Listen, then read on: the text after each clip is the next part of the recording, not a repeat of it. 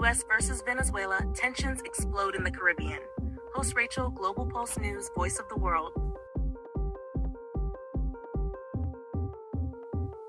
Tensions are boiling between the United States and Venezuela, and the world is watching closely.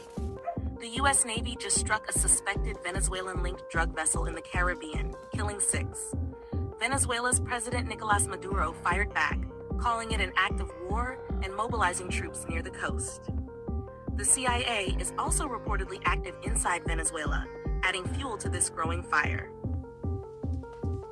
Could this spark a wider conflict in Latin America? I'm Rachel with Global Pulse News, AI Reports, your voice of the world. Don't forget to like, share, and subscribe for the latest updates.